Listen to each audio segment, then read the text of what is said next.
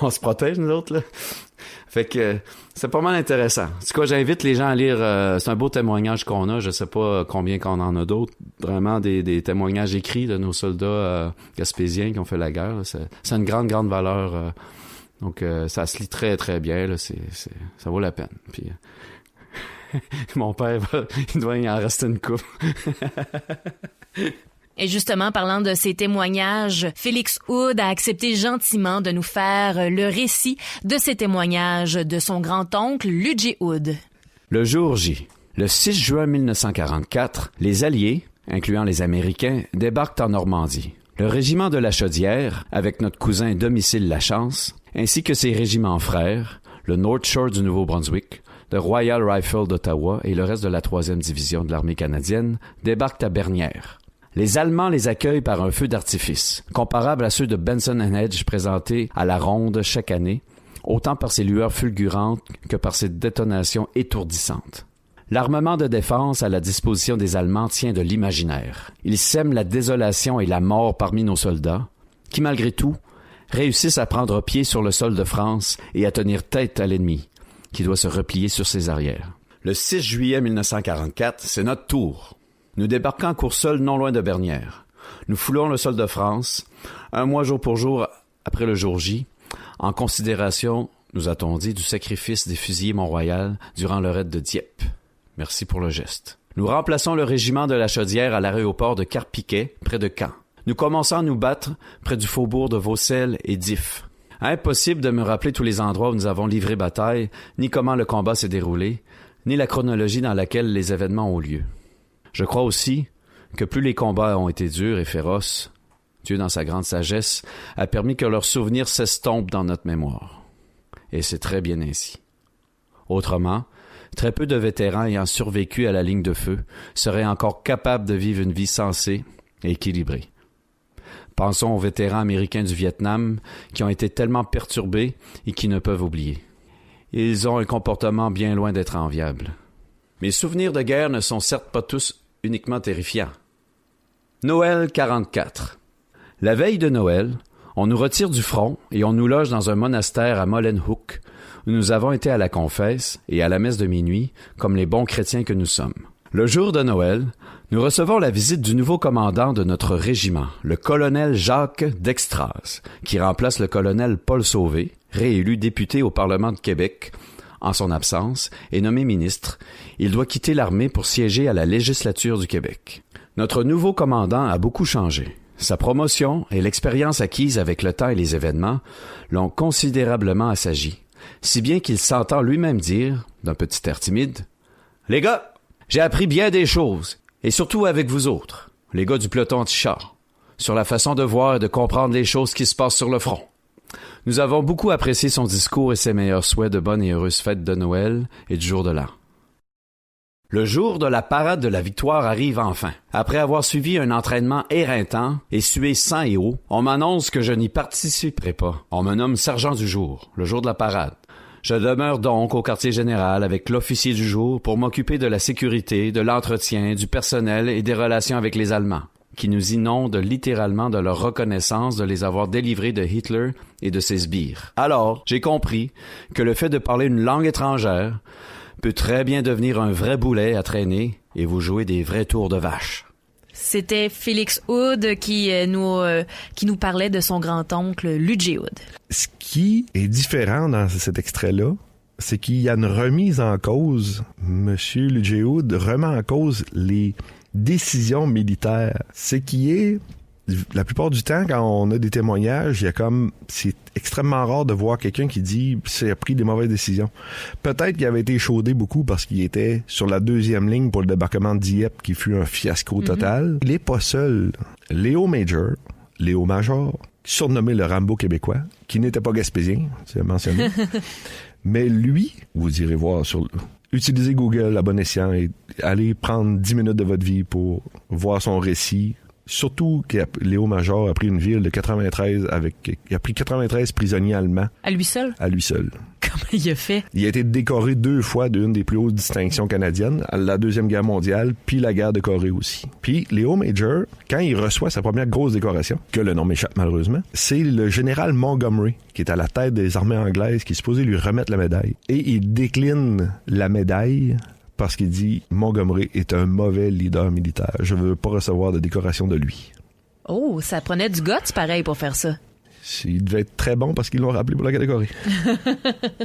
Un autre personnage dont on a déjà parlé et qui t'a particulièrement marqué puisque c'est un membre de ta famille, le fameux Firmin Fournier. J'ai eu la chance, quand j'étais plus jeune, de passer une après-midi avec lui, dans lequel il m'avait parlé de la guerre. Puis j'avais comme souvenir, puis j'en ai parlé avec la famille, puis il n'y avait pas vraiment plus d'infos, mais Internet étant ce qu'il est. Il y a quelqu'un, il n'y a pas très longtemps, qui a mis en ligne un épisode qui avait été tourné avec Firmin Fournier, qui est interviewé par Jacques Bouchard. Et le tout a été diffusé à la télévision communautaire de l'Estran, anciennement Télé-Sourire, qui m'ont gracieusement passé les extraits qu'on va entendre pour Firmin Fournier. Pourquoi Firmin Fournier a fait la guerre? Lui, ce qu'il m'avait dit, c'était « Je voyais mon avenir comme un pêcheur, comme mon père et mon grand-père. C'était la seule chance que j'avais de voir l'Europe. Je me suis enrôlé pour faire la guerre. » Rapidement, il va être passé à Halifax, un peu d'entraînement, va s'en aller en Angleterre, et il fait beaucoup de parades. Et il n'aime pas faire la parade. Mais il y a une seule façon de s'en sortir, c'est de faire des formations. Donc, il prend toutes les formations possibles, dont les formations en radiocommunication. Ces formations-là vont lui servir, parce qu'il va faire le D-Day, le jour J, +3, puis il va suivre des officiers haut gradés canadiens unilingue anglophone, parce que lui, en plus d'avoir pris des cours de radiocommunication, va apprendre très rapidement l'anglais, ce qui va lui permettre d'être un interprète, ceux qui sont unilingues francophones ou les Français qui sont sur le terrain. Ça le rend pas mal indispensable. Disons que ça lui a sauvé beaucoup de boue. Ses bottes étaient plus propres durant la guerre. Donc, on l'entend parler de son travail, de son affectation, dans les roulottes militaires, dans l'extrait qui suit. C'est important pour le général. La nuit, d'après-midi, c'était tranquille, mais rendu à 5 heures du matin, là, celui qui était dans la roulotte à l'échange téléphonique, il avait droit à faire. Les rapports de la nuit se faisaient de 5 heures du matin à 8 heures. Puis à 8 heures, c'était il y avait plusieurs officiers qui arrivaient. Puis là, le rapport de la nuit, il se faisait, puis il y avait des grandes cartes après le mur, puis là, des aiguilles, des épingles, qui, si ça avait avancé la nuit... Il fallait qu'ils sachent où les troupes étaient. Oui. Puis ça savait quoi faire, décider quoi faire la nuit d'après. C'est ça. C'est là que ça se décidait dans la bâtisse. On pense souvent que tous les gens qui ont fait la campagne, le débarquement, tout ça, étaient des militaires, mais c'est pas le cas. Comme on vient d'entendre, M. Firmin était quelqu'un qui s'occupait des cartes, des communications radio. Mais il y avait aussi Louis-Ralph Brochet, qui venait de Percé, qui, lui, était affecté à des tâches de postale. Donc, d'envoyer le courrier des soldats et Exactement. Mais surtout, il dit, le plus gros truc, c'était les cartouches de cigarettes qui étaient envoyées aux soldats. Il devait avoir de la contrebande un peu. Disons que ceux-là qui fumaient pas devaient monnayer facilement leurs cigarettes contre à peu près n'importe quoi. C'est ça, même les non-fumeurs devaient recevoir des cartouches. Fin de la parenthèse postale, on retourne à Firmin Fournier. Dans le témoignage qui est enregistré, il parle d'un sujet j'étais persuadé que jamais j'entendrais parler de ça. Il parle des missiles V2. Qu'est-ce qu'étaient les missiles V2? Oui, c'est la question que je me posais. Est-ce que tu as déjà lu Tintin sur la Lune? Pas vraiment, non. On a marché sur la Lune. Oui. Le modèle que Hergé prend, ça ressemble aux fusées, justement, qui étaient utilisés par les Allemands. C'était des très, très gros missiles. Ils étaient supersoniques. C'était 25 ans en avance tout le monde dans la grosse technologie pour l'époque. Exactement. Et ils vont utiliser ces missiles-là pour bombarder Anvers en Belgique. Et on entend Firmin Fournier nous parler justement de la dévastation causée par ces missiles. Il y avait 2500 livres d'explosifs dedans. Ça faisait... En Belgique, à Anvers, j'ai vu les rues de droite, là, puis à un moment donné, arrivait une autre rue, là. La rue ne continuait pas, là, c'était bâti sur une autre rue, là. Puis tombé à un quart de mille à peu près du bout de la rue. Puis tous les murs vis-à-vis de la rue, de souffler, pour voir clairement de l'autre côté. Comment c'était les grosses bâtisses, ils restaient en l'air. Ils étaient soufflés. Il faut s'imaginer que tous ceux qui pouvaient être dans les bâtisses étaient plus là. Oui, mais quand ça a commencé, quand tout est arrivé là, on voyait du monde. Puis Quand ça a commencé, ça a diminué vite. Les gens ont gagné campagne aussi vite que possible. C'était libéré chaque côté. Puis Là, vous parlez des civils, là. oui. Mais les militaires restaient là quand même, Ben comme oui. vous, comme militaires. Ben oui. Il y avait un hôpital, un gros hôpital, puis l'armée anglaise l'avait sollicité pour mettre les blessés. Puis elle a été bombardée pareil comme les autres. Puis, c'était atroce de voir des camions passer avec des gars de boue, puis s'englanter à grosseur. Puis d'autres qui étaient restés sur ce lieu, dans l'hôpital. Je présume qu'on se fait pas à cette misère-là. On peut pas s'habituer à ça. On se fait une carapace, mais... Ça devient un état qu'on se disait entre nous autres, notre nom n'était pas dessus. Tu nous en dis un peu plus sur les missiles V2? Je me suis posé la question, comment les militaires qui avaient subi les impacts des V2, de ces missiles-là, qui voulait dire vengeance, c'est pour le Pour bien leur nom. Exactement. C'est que le père du programme de missiles était Werner von Braun. 2V. Non, Werner, c'est un W. Ah, oui, c'est vrai. Je vais me reprendre, c'est Werner von Braun. Oui, ton allemand était pas très bien prononcé. Merci beaucoup, Émilie. Et lui va être recruté par les Américains et va être le père du programme spatial Apollo. Ah, par la suite? Par la suite. Donc, il avait fait les V2, mais il a aussi fait les Saturn V, ces fusées qui ont envoyé les premiers hommes sur la Lune. C'est intéressant, ça, à savoir. La fin de la guerre pour oncle Firmin Fournier, comment ça s'est passé? Je vais lui laisser la parole. Oui, à peu près un mois. On est resté aux mêmes places. On n'a pas oublié. On avait le même travail à faire. Puis, on mangeait le même corned beef à tous les jours, pareil.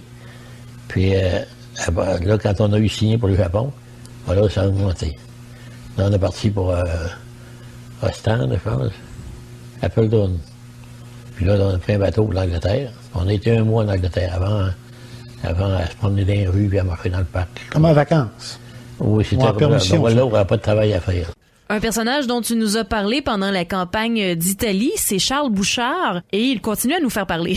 Oui, M. Bouchard, qui était natif de Cloridum, qui a grandi à Lanse-Griffon, a fait la campagne d'Italie. Le Royal 22e Régiment, en janvier-février, va être envoyé sur le front européen, parce que c'est presque la fin de la campagne d'Italie. Fait qu'ils vont prendre des péniches, ils vont traverser par Marseille, remonter en train sur Paris. Puis, lui, il va vivre la partie de la campagne hollandaise, on pourrait dire, une période extrêmement dure parce que la Hollande a subi 4 ans d'occupation. Les Allemands sont sur la fin de la guerre. Les denrées alimentaires sont presque inexistantes. Donc, M. Bouchard nous parle un peu de ce que c'était. Il m'est arrivé de coucher dans des trous avec des rats pendant qu'on se faisait bombarder. En anglais, on appelait ça « Starvation Winter ». L'hiver de la faim en Hollande, 44-45. Beaucoup de monde était mort pendant l'hiver. Et rendu au printemps, il y avait encore des gens qui mouraient de faim. On traversait les lignes le matin après 6 heures. C'était l'entente intervenue entre le haut commandement allemand et canadien en Hollande. La reddition des troupes allemandes aux Pays-Bas fut acceptée le 5 mai. On avait traversé avec de la nourriture pour les civils. Donc l'armée canadienne et les soldats vont être affectés à des tâches de ravitaillement dans des ententes tacites. Un peu ce qu'on connaît dans les dernières décennies des casques bleus. Non, mais c'est très proche, c'est ça, parce que là, t'as comme un... Travail humanitaire un peu plus. Puis, M. Charles Bouchard dit, je me souviendrai toujours de l'armistice, parce que c'était le 8 mai, la journée de mon 21e anniversaire. Ah, c'est un beau cadeau de fête. Oui, mais il y en a plusieurs là-dedans qui vont signer pour le Japon. Ah, pour aller poursuivre la guerre... Parce que le Japon, la reddition allemande, exactement. Oncle Firmin fait un entraînement justement à Halifax pour aller retourner. Monsieur Lewis Sinnett de Gaspé, c'est l'histoire que Madame Diane Sinnett m'a contée, merci beaucoup. Puis c'est ça, son père avait signé aussi pour le Japon. Il y a beaucoup de gens qui vont se préparer pour aller... Parce que, en plus, les gens de Gaspé, il y a encore les prisonniers qui sont là. Qui n'ont pas été libérés ceux encore. de Hong Kong. Ah, il y a oui, comme une espèce d'intérêt fort pour finalement aller accélérer parce qu'ils savent qu'ils ont des frères ou des cousins de la parenté qui est C'est encore... un vrai patriotisme aussi de ce côté-là. Oui, parce que finalement, vous n'avez pas grand-chose à gagner de plus de prolonger la guerre. Non, c'est ça. On a plus à perdre qu'à gagner. L'as des as que tu m'as dit en préparation de l'épisode, parle-nous de lui. Qui est-il, ce fameux as? Sidney Valpy Radley Walters, natif de Saint-Georges-la-Malbaie en Gaspésie. Il est fils de pasteur anglican est petit-fils de pasteur anglican. Lui, il s'enrôle très tôt, mais il va aller dans les fusiliers de Sherbrooke, ou les Sherbrooke Fusiliers. C'est un régiment armé, mais ils vont être convertis en régiment de tanks. Et lui-même mentionne qu'il avait aucune idée, il avait pas vu encore de tank quand il est affecté. Et il va devenir